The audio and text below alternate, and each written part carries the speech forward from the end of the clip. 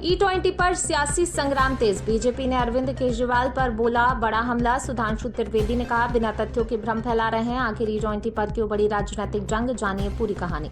E20 यानी 20% ethanol मिश्रित petrol को लेकर देश की राजनीति गर्मा गई है। आम आदमी पार्टी के राष्ट्रीय संयोजक अरविंद केजरीवाल द्वारा E20 नीति पर सवाल उठाए जाने के बाद अब बीजेपी ने तीखा पलटवार किया। भाजपा सांसद सुधांशु त्रिवेदी ने प्रेस वार्ता में कहा दिल्ली के पूर्व मुख्यमंत्री केजरीवाल अपनी राजनीतिक निराशा को छिपाने के लिए बेबुनियाद आरोप लगा रहे हैं। उन्होंने आरोप लगाया केजरीवाल बिना किसी ठोस शोध और तथ्यों के गंभीर विषयों पर बयान देते हैं।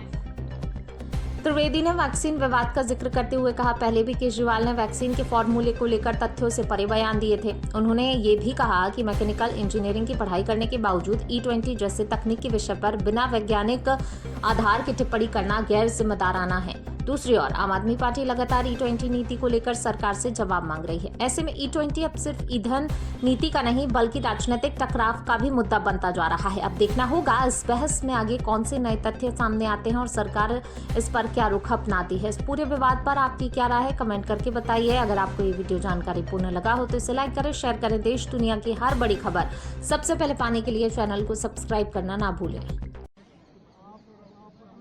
दिल्ली के पूर्व मुख्यमंत्री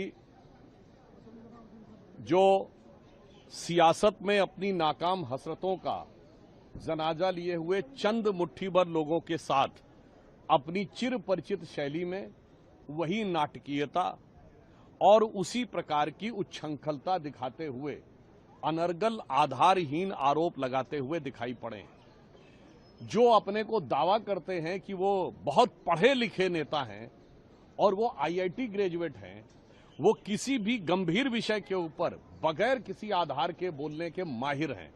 मैं याद दिलाना चाहता हूं कि पहले भी ये जिस समय वैक्सीन की बात आई थी तो उन्होंने कहा था वैक्सीन का फार्मूला सबको बांट क्यों नहीं दिया जाता, ये IIT ग्रेजुएट बोल रहा था। और अब जबकि उल्लेखनीय बात यह है कि वो मैकेनिकल इंजीनियरिंग से ग्रेजुएट है, इसके बावजूद E20 के मुद्दे के ऊपर बगैर किसी रिसर्च के, बगैर किसी तथ्यात्मक आधार के ऊपर अपनी उसी नाटकीय शैली में इस प्रकार की अभिव्यक्ति, वो भी शायद उंगलियों पर गिनने लायक लोगों के द्वारा, ये करना दर्शाता है कि एक बार फिर वो अपनी उसी शैली में भ्रम उत्पन्न करने का प्रयास कर रहे हैं।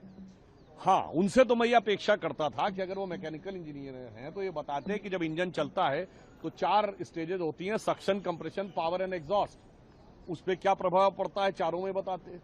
फिर ये बताते हैं कि पिस्टन और सिलेंडर के ऊपर की एक्टिविटी में क्या प्रभाव पड़ता है। इसके बावजूद ना कोई रिसर्च, ना कोई आधार, ना किसी कंपनी का कोई डाटा, और उसके बाद आकर फिर इसी प्रकार का विवाद खड़ा करना। मुझे लगता है केजरीवाल जी को अब इस प्रकार की नीतियों से और इस प्रकार की हरकतों से बाज आना चाहिए, क्योंकि उनकी ये हरकत, उनकी ये फितरत और ये शरारत जनता इससे पूरी तरह वाकिफ हो चुकी है।